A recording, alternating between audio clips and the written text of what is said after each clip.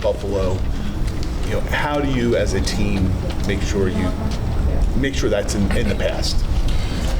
That's a good question. I think everybody is different.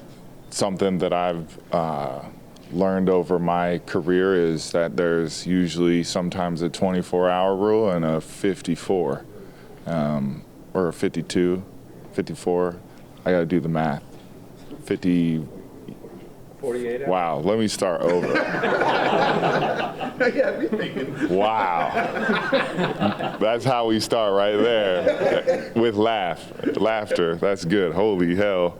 I'm going to get killed for this. They're going to be like, damn football player. I set myself up. This is good. We all needed this. Yeah, sometimes you need to take 48 hours or 24. After emotional loss like that, I think it was okay to take 48. I think it was one of those games where you got to really look at yourself in the mirror, personally on defense, collectively. You have a lot of guys that care about football, and for myself, it wasn't my best performance personally, so I just want to do whatever I can to get better this week and get back out on the field and put on a good product for the guys in the locker room and also fans too. Fans want to win just like we do, and we want to win probably more than they do just because we're the ones, putting in a lot of work and effort, and, grateful for the chance to be able to do that. Luckily that it's at the beginning of the year like this. Hopefully they're not happening at the end of the year, but we're just focused on the Browns right now. Kind of put that in the past because it's past our 24-hour, 48. Yeah, there we go. Kyle, how much does it help that it is Cleveland, a division rival, that you guys are celebrating the 30th anniversary? The 75 Colts are going to be here. Just a lot of festivities. Does that make it easier to put last week behind them and look ahead to this? Yeah, that's awesome. I don't think that, honestly, is anything that has to do with us. I think that is more for what's going on for the fans in the stadium. I think we're just focused on us, and we got to play the Browns. I've seen, the social media people I feel like are, upset about that, but it's our first home game. So, I think that's what we're celebrating for those anniversaries and stuff, is that it's the first home game, and we're excited to play in front of our crowd. I hope they bring that energy, because we're going to bring that energy after, I know I am, and I know the defense is going to come out bringing that energy. Hey, Kyle, you've played against Joe Flacco a lot of times over the years, when he was here and there. You're a veteran guy in this league. What do you say about him, and respect for him still doing what he's doing at this stage?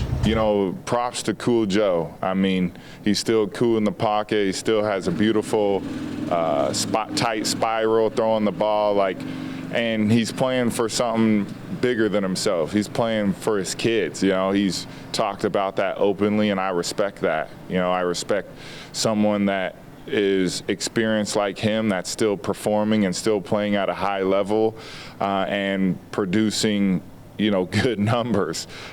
He seems like everybody cares about what he's got going on as the quarterback. Some teams, don't put everything in their basket. I feel like the Browns are heavily on Joe's side, and I respect that they're committed to him, and I respect that he's committed to the game as much as he has been, not only now but in the past too, and it's awesome to see him still play really, really good football. Kyle, when we talked to John on Monday, he said the contain on Josh Allen wasn't what it needed to be. I mean, from your standpoint, what do you feel like happened there, and what can you guys do to fix it?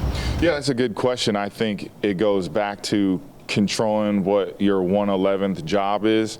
I think it starts with communication and then performance when you're doing that standpoint. I feel like we did okay at points in the game, but at the end result, it wasn't what we wanted, and we ended up losing. And, that's a big reason why we lost, was the pass rush lanes weren't as tight and crisp as we needed it to be.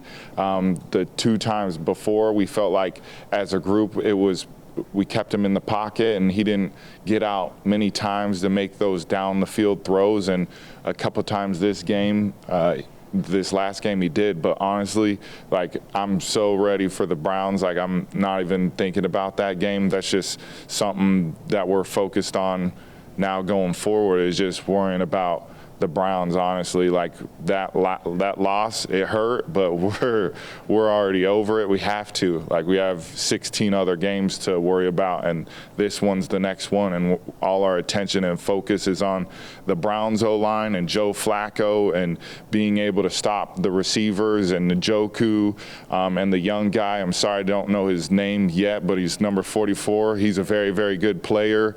Sampson, the running back. I mean, they got some talent over there, and we're focused on them.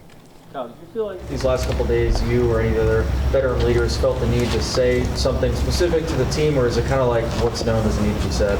Yeah, I mean, the defense had a dinner, and it's going to be private, just because I don't need to express what was said, but things were talked about, and we have to turn the page and focus on the Browns and make sure that we don't start like last year. I know personally, for me, the positive is I'm not playing with a broken face. So, like, that's something. Yeah, that's something good for me going into week 2, is that I'm healthy, and we have a pretty healthy team right now. Looking forward to the challenge of the Browns. Joe Flacco coming back to a place where he's won a Super Bowl, and the emotions of that, and he's going to want to play really well. So the competition of how the Browns defense has performed over the years, and our defense needs to step up, and it's exciting to have that challenge and being able to have the opportunity to play and the perspective and the op to play on Sunday. We're excited about that. Not to push on it too much, but just how rejuvenated did you feel coming out of a dinner like that and a meeting, getting the whole group together? Yeah, you got to put perspective on it, and the perspective is we weren't good enough, right? Those are the facts that we ended up losing, and let's turn the page and focus on the Browns, because 1-1 sounds a lot better than 0-2. Whose idea was the team dinner, and did you pick up the check?